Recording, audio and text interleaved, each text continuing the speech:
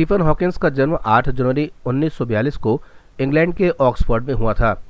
उनके पिता का नाम फ्रैंक और माता का नाम इसाबेल था। उनकी माता स्टॉकिश थी। स्टीफन के पिता एक चिकित्सा संशोधक के रूप में काम करते थे। वहीं उनकी माता चिकित्सा अनुसंधान केंद्र में एक सचिव के तौर पर कार्यरत थी। यही उनकी मुलाकात हुई और आगे उन्होंने शादी कर ली, जिनको कुल 4 संतानें थी, जिसमें स्टीफन, फिलिपा, मैरी, एडवर्ड ऐसे 4 भाई बहन शामिल थे।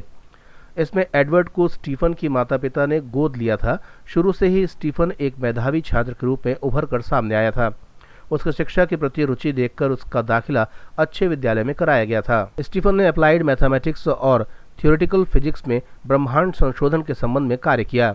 स्टीफन हॉकिंस की आंखों में अनेक सपने थे और वे विज्ञान में बहुत आगे तक संशोधन कार्य करना चाहते थे। शुरुआत में जहां वो आम लोगों की तरह जीवन जीते रहे, उनमें से कुछ दिनों बाद उन्हें परेशानी महसूस होने लगी। उनकी तबीयत खराब रहने लगी।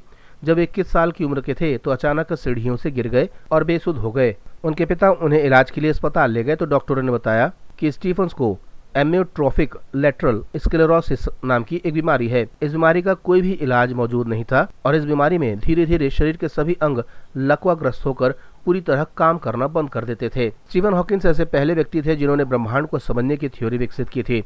इसमें उन्होंने ब्रह्मांड को नियंत्रित करने वाले नियम और उनके साथ ही रॉजर पेनरोज के साथ मिलकर कार्य किया। इसके साथ ही हॉकिंस ने आइंस्टाइन की रिलेटिविटी थ्योरी पर भी कार्य किया, जिसका उपयोग करके उन्होंने ब्लैक होल पर कार्य के दौरान क्वांटम पर कार्य करते हुए बयान दिया था कि ब्लैक होल कभी भी शांत नहीं हो सकता, हर वक्त वहां से कुछ विकिरण का उत्सर्जन होता रहता है।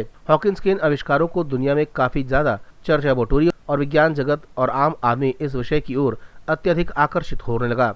स्टीफन हॉकिंस ने a brief history of time, the universe in a nutshell, the grand design, black hole and baby universe जैसे प्रसिद्ध किताबें भी लिखी। अपने आयु की एक बड़ी अवधि स्टीफन हॉकिंस ने व्हील चेयर पर गुजारी, जिसमें युवा अवस्था से हुए असाध्य बीमारी से जूझते हुए उनकी 73 साल में मृत्यु हो गई। 14 मार्च 2018 को इस महान व्यक्ति ने दुनिया को छोड़ा।